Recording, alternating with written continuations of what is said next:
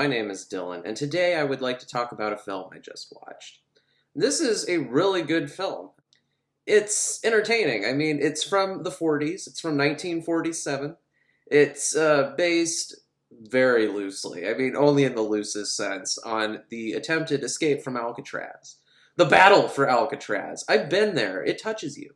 You feel the pain, or something. I don't know. I kind of went there because I was told there were ghosts of Kretzer, Hubbard, and Coy. Those are the actual people that decided to instigate a breakout of Alcatraz. They were stuck on a fucking island, and they thought somehow they were going to get off. And so they stole a bunch of guns, and that's kind of like when the plan fell apart. Like someone hadn't left the door open, or it was something like that. Like they had gone in with the wrong keys, or they couldn't. The point is that they couldn't get the door open, and they were like, "Oh fuck! Well, we have all of these officers in here because they keep coming. The one will go looking for the other because they won't come back or report. Be like, we sent him down to C Block about an hour ago, and he never showed up. I better go down there." And he'll walk down, and he'll never come back, so they'll just send more. Apparently, they had like 9 guards in there. 9 people went out there at like ants marching into a fucking grinder. One of the prisoners gets uptight. He's like, well, they're going to testify against us. They're going to testify against us. I'm going to go back to prison. So apparently someone takes a machine gun and shoots at the officers. Only kills one of them, actually. It's pretty amazing. They only kill one of them. But a lot of other people get hurt. Like everyone gets hurt, okay? This goes on for days, and eventually, you know, some people give up. 2 people gave up, and they ended up getting gassed later, which... So that ended badly for them, too. Only one person who was a part of kind of like the head gang or whatever of the resistance actually kind of made it out of this alive, and he was released. And then he died of AIDS. You know, they say that this film, due to its aesthetic and the time it was made, as well as the director himself, they credit this film as being a noir because of those factors. But quite honestly, I think we should look at the context and the story, which is an event that just occurred, people in prison, they committed crimes, and they're bad ones too. These people were not cool people who tried to break out of Alcatraz. We should not sympathize with them. But, you know, we're going to make a movie where we're sympathizing with them, but while the crime is basically occurring. This isn't a noir, it's a Lifetime original movie. You're watching something on TV, you're like, Jodi Arias murdered someone, and there's a trial going on, and it's a big to-do? Lifetime television for idiots. Today, the Jodi Arias story. We don't even know how it ends. We're just going to start telling it, though. And we're going to tell it from her point of view in prison and how much trouble she's having. They did that with Mary Kay Letourneau. Mary Kay Letourneau is in prison. She's giving birth to a child sired by a 13-year-old, and the execs from Lifetime are there like, don't sell the rights to CBS. Sell them to us. We want to tell your story. That's what this really is. It's someone being like, this happened, I'm going to tell you from this point of view. But again, they've taken a lot of liberty with certain elements of the plot and blah, blah, blah. So the name of the film, Brute Force, makes it sound like a porn, but it's not. Just going to let you know, it promises a bit more sex than it delivers. When I saw this film, I saw a version of it on YouTube that's like really crystal clear. And it was entitled Cell R17, because that's the cell that all of the main characters share. So what's the name of the movie? I mean, that's a plausible name too, because at the end, we drift past the cell, because they've all died. We're going from cell to cell, and everyone's playing harmonicas, and they're thinking about their woman, and you know, just wanting things to be better. And maybe they're like rolling the bones. And then we go past their cell, and it's totally dead empty, crickets. And it says R17 on it, so I don't know. I'm like, okay, yeah, it seems like they're gone. The prison's missing something. They were pillars of the community. They organized this failed jailbreak, which resulted in a shit ton of people dying. The people in this prison cell are essentially the people from the breakout at Alcatraz. One of them is actually named Coy, the main guy. His name's Coy, but all the other ones have made-up names. All of the crimes they've committed are like super duper tame. Like they're lame ass fucking crimes in my opinion. One of them committed some sort of embezzlement, or he stole money. He was like, yeah, I stole $3,000 from my company. I cooked the books. And his wife, who has this new fur, she's like, what? Oh my god, this thing that makes me feel so good is so dirty. How dare you put me in this position? And then they found him. They burst in, they shot his dog, and then they threw him in fucking Alcatraz. You're the worst of the worst. You're gonna be sharing a room with the Birdman. Fucking stealing $3,000 and buying a coat. That was like the lowest fucking charge on Paul Manafort's list of crimes that he got convicted of, was that fucking ostrich coat of his. He got sent to fucking Alcatraz for the rest of his life. My wife, man, I don't know if she's still out there wearing that coat, petting that pussy. I sure hope so. I mean, I might as well tell you right now, there are going to be little interludes throughout this film about the outside lives of these people, and I'll give it to you, they're very short little vignettes. I mean, we don't spend long on anything. We get just what we need to know, which I appreciate, but at the same time, we don't need to know any of it. I mean, we really don't. They're like, hey, I'm gonna talk about my girlfriend, guys. Do you want to listen to me weave a yarn? So anyway, I love listening to Cecil speak. Can't we stay up a little later, Luke? One of the ways in which they kind of introduce us to the fact that they're going to interrupt us all the time to have flashbacks to the things they did with their girlfriends. They're like, look at this pinup we have. It's a pinup! It's all about sex! And I'm looking, and it's like a woman's head. She has her eyes closed. She looks like a medical dummy. And she's got some makeup on, maybe. And she's got weird hair. She looks gothy as shit. Her eyes are... She's dead. She looks dead. And it's just her fucking head, and they're all, like, trying to hide their boners. I look at it every time. I start to feel like I have needs that need to be fulfilled. She does it for me. They're like, yeah, she's creepy, but she reminds us of our girls. So I'll look over to her, and I'll say, today, honey, to me, you're Becky, or you're some girl. Anyone want to know about her? I mean, they all have different stories. One guy has a story about a chick who stole money from him. And they kind of ask him, like, is that the best you can do? And he's like, yeah, I mean, that's pretty much the kind of women I hang out with. I mean, she was as dirty as I am. Maybe right now she's out there swindling another stupid Joe. I mean, I'm bad too. I got sent here for child rape. Totally unrelated.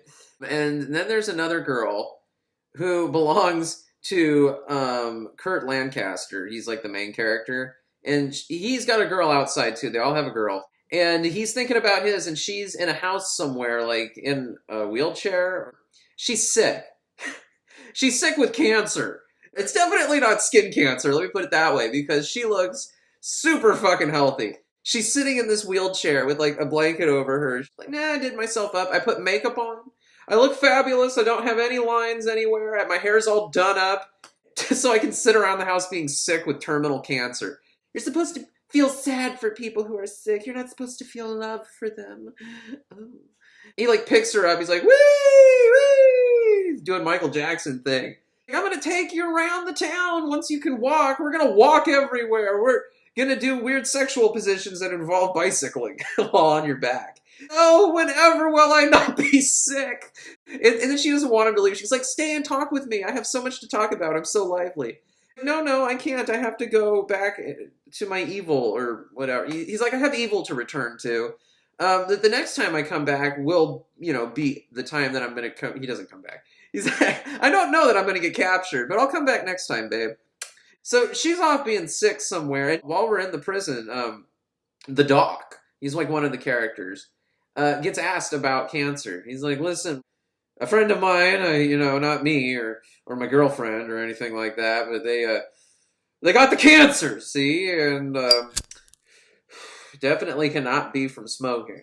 Yes, it could not have been from that. I don't know. She got it from something. So I'm wondering, is it reversible? And he's like, well, unless I have the deets, I don't know. What kind of cancer does she have? Where is it? How good is her makeup looking right now?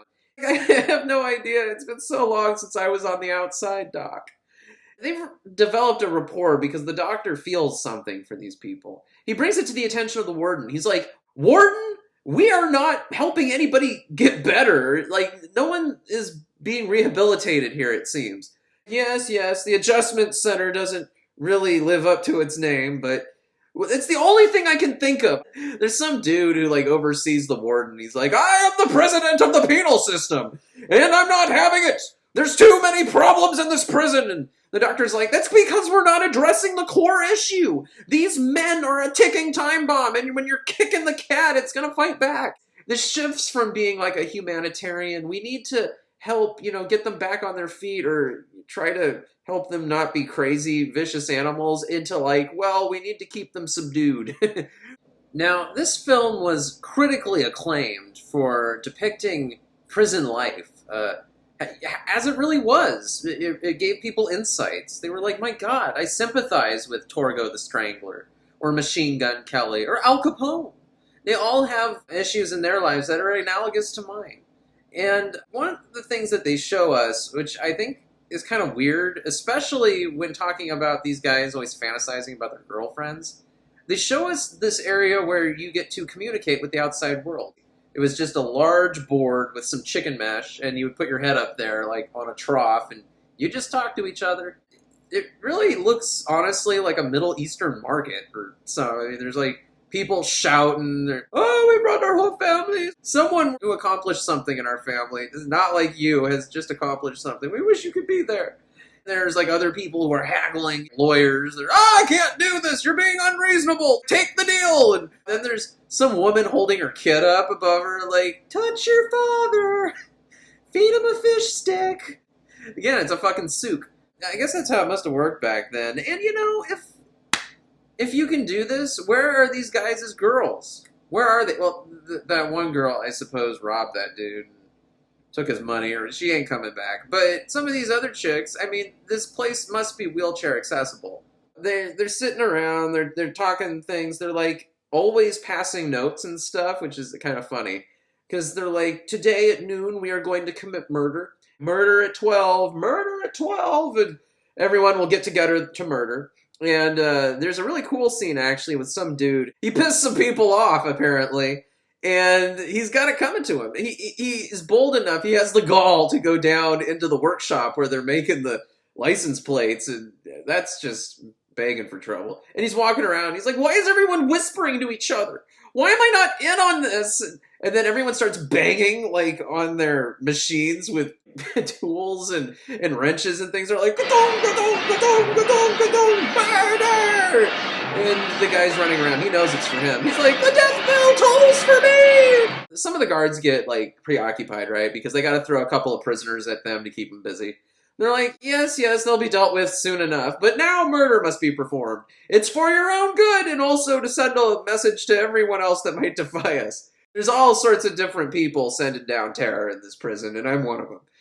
Kind of out of nowhere, these people appear with, like, these cans with fire coming out of them. It's like a fire extinguisher, but it makes fire. Yeah, this is the unfire extinguisher, the fire starter. It's a lighter. They're coming around, they're chasing him with it. And again, there's like multiple people holding these things. So they're all kind of cornering him like a chicken with your jacket. They're kind of like getting him over towards a specific spot. And it's a huge press of some kind. They throw metal in there, or insubordinate people. Or, chatterbugs, blabbermouths. They toss him in, and he gets squished, and that's pretty brutal, I have to say. We don't see it, obviously, but this movie actually is pretty violent. Some parts of it are like, God damn, that's brutal. So they killed him, and this does not look good for the warden. Again, he's got issues. He's like, the president of the penal system just paid us a visit, and he's not happy. He says if there's even one more skirmish, even one more fight, then I'm going to have to resign. And he has this whole thing. He's like, I don't know what I'll do with my life.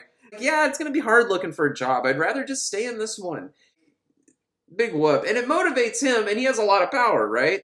And but the person who runs prisons or whatever in America, he's like, no, the prison's are, and I don't like you, so I'm giving you one more chance. No back talk. And there's a lot of use, by the way, in this movie of the phrase, fine, we'll do it your way. Okay, fine, we'll do it your way. If you're going to look at me stoically and not answer my questions, we'll do it your way. And then they leave. And you're not even sure what your way is when you're confronted like that. You're like, oh my God, do I even know what I'm bringing to the table? Okay, so like the head guard or the Reichsmarshal or whatever is Muncie. Muncie is the commandant. He oversees all of the other police officers, and he works obviously for the warden, but he's not really loyal to him, you know what I mean? I am only focused on keeping order and being obsessed with myself and making love with my ego. President of prisons is like, yeah, I mean, if the warden over here can't fucking step up to the plate and hit the ball, then I'm gonna give you the bat. Like, I already got the bat, and I'm beating people with it. He beats people with it. I don't know if you're allowed to do that. Muncie has a very... How do I put this? I don't know. He's got kind of an effeminate way about him. I run this prison, and I only, well, pardon me, get emotional when it's called for. I'm very measured in my responses to things, even though I've always got, like, really intense energy coming off of me. And he'll, like, walk around, he'll touch people, he'll, you know, put a cigarette out in people's hair, he'll flick people's ears, he'll tell them things that aren't true. He goes and tells this one dude while he's reminiscing about his girl. He's writing a letter to him. He's, man, remember that fur coat I bought you? Do you still have that?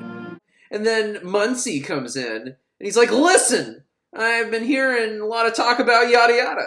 You guys are sitting in here at night playing cards. You're up real late. It makes me wonder if your deck's got 6 spades in it.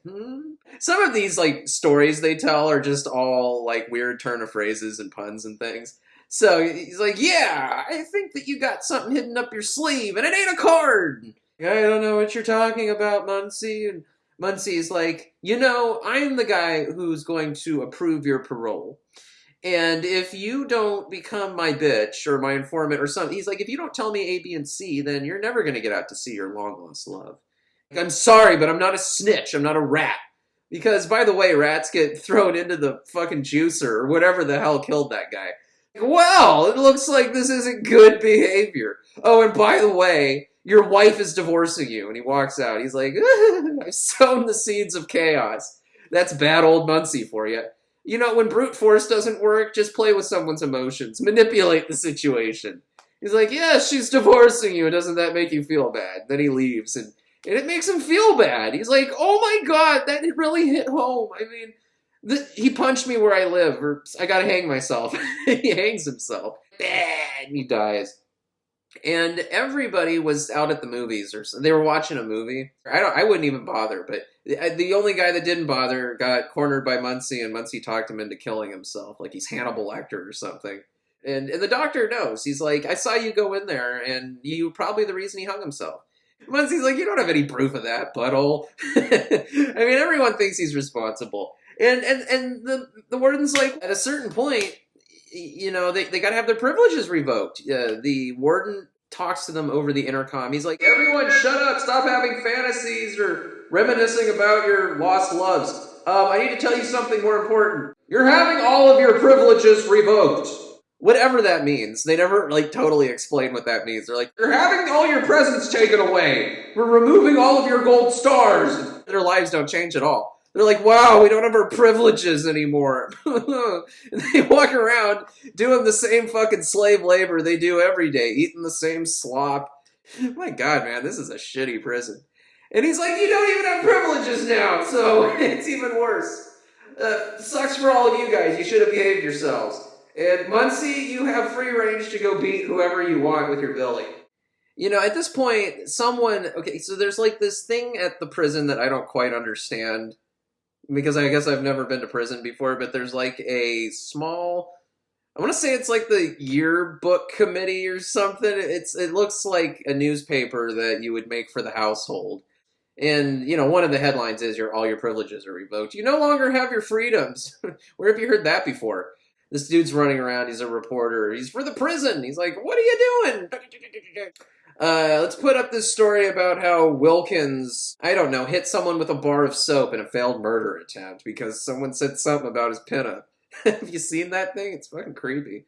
So, this is what he does, and he apparently has control over a whole bunch of stuff that, again, I haven't figured out. It's kind of hard to understand sometimes because of the lingo. They have a whole system going on, and they're like, yeah, if the guy who runs the yearbook committee doesn't approve it, then it won't work. I mean, he's got connections. We need bombs. We need guns. We need oversight. We need people to spot us. We need cooperation. We need A, B, and C, and they eventually put together a plan. So here's how the plan goes. You see, at a certain point, these guys get sent to the drain pipe because they're pissing off Muncie. They're like not cooperating with him and fantasizing too much. He keeps catching them like jerking off. He's like, God damn it, where are all these pinups coming from? God, just get down to the pipe. Get down to the drain pipe and dig at the walls. Whatever it is. It's like it's a mine shaft, and you go in there and you collect dirt and you push it out. I can't tell if this is a punishment or if this is constructive work. Because half of the people aren't even working. They're just coughing and dying and hacking on the floor. And guards are walking around like, don't help them. They're getting work done. Or just don't make it worse. Like, get off the floor. You'll get sick too. And they're chopping at the wall. They're, I-ho, home I really want to go. And then they attack the guards. The thing you use to transport coal or dirt or whatever the fuck you call that, the little carriage thing, they're going to use it as a battering ram to, get down to the opening of the gate, because you have to go out of the courtyard to get here. Somehow, Muncie figures out. Someone tips him off. Someone in the group, I think, tips him off, because when they decide to kick their plan into action, they walk over to one of the dudes, and they're like, hey, we put your blood in a petri dish and singed it with a hot needle, and it jumped on the floor. Ah! They grab him, and they tie him to, like, the front of the cart, and we saw they have like a huge-ass fucking machine gun out there, and it's old-fashioned. This is the kind of machine gun where when you started it up, it took you with it. Man, once they start, they're going to cut you in half. So, let's go! Ah! They come running out with it, and there's people out there with some sandbags in front of them and the big-ass machine gun, and this is what I get out of bed in the morning for! The machine gun is pretty dumb, too. I mean, like, in close quarters, it's useless. At a certain point, when you're coming towards the machine gun, it can't, like, tilt enough anymore to fire at you. So if you're actually right in front of the gun, it can't hit you. And that's good, because they're just coming at him in a straight line on a cart. Nobody, like, move yourself out from the side of the cart, please, because they're just shooting at us. And the dude that's tied to the front of the cart gets shot pretty quick. He's dead. Like, a bunch of people from their group end up dying on this little joyride over to the tower, which is right next to the door. And they jump on top of the guards who were shooting the machine gun. They get rid of them or something. They jump on them and they're down. And Muncie has just been given control of the entire prison. Everyone's outside. I mean, this is the day they're going to break out. They're all horny and ready for it. And this is the day that the president of prisons has decided to come back for another visit. And he's like, you know what, guys? I don't like any of it. You, Mr. Warden, are no longer the warden, and I want you to tell everybody. He, like, stamps his sheet. Sign it here. Stamp it. Now tell everyone in class that you resign. He picks it up. Boys, I know we've had a good run, me taking away all your privileges, whatever that is, but I have resigned. And he sets it down, and then the guy goes, now tell them that Captain Muncie is the new warden. No! Never! Really? He's like, no, I won't do that. The guy just runs over. He's like, okay, I'll do it. He picks it up.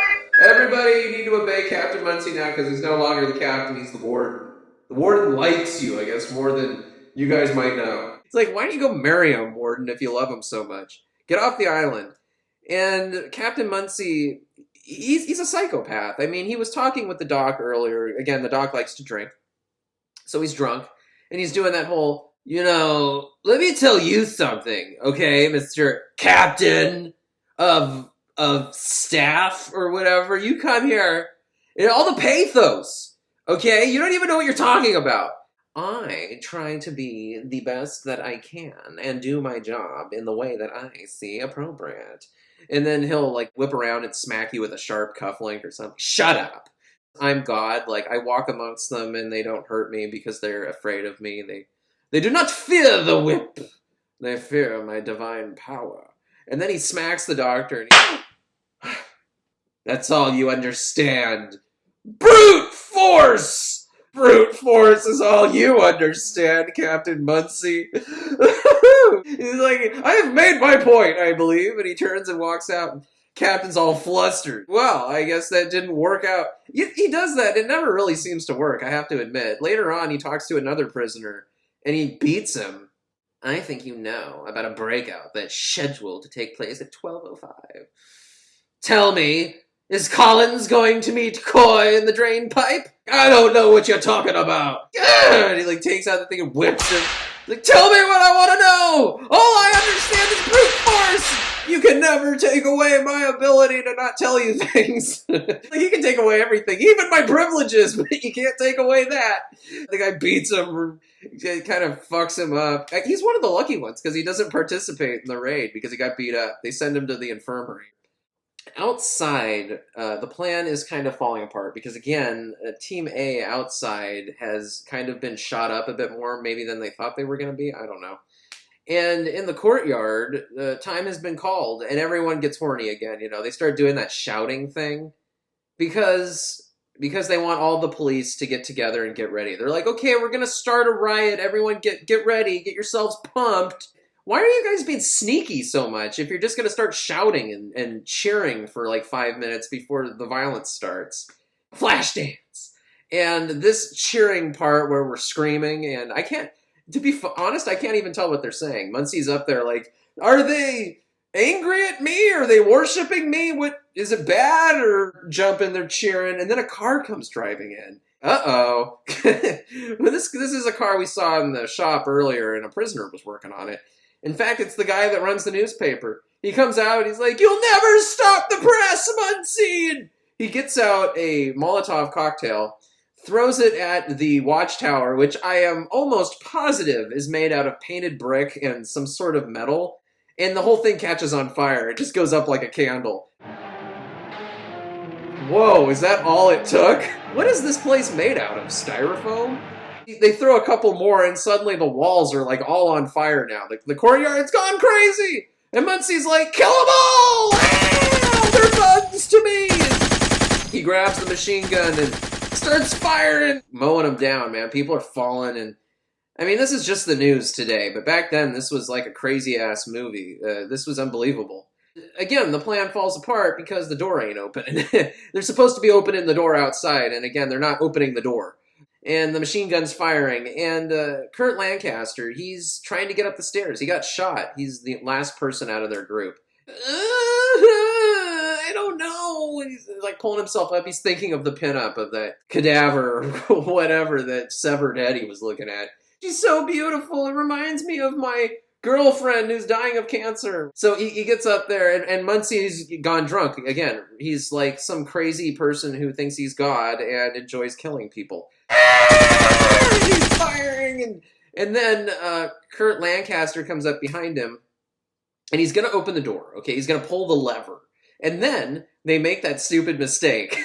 Remember how the whole Alcatraz thing got foiled by like a weird mistake with having the wrong key or like locking the door incorrectly? This is what that is. The guy in the truck is like, well, he's not coming. I'm just going to have to ram it. This huge door made out of metal. There's like absolutely no way a car is going to break through this door. I'm just going to like ram the car into it though, so that if the door, you know, might try to open, it's just not going to. So he runs it into the door. He's like, ah! We see like bullets go through the windshield. Ah! And he goes flying into the door, and yeah, again, nothing happens. I think the truck maybe catches on fire some more. Something else blows up in there.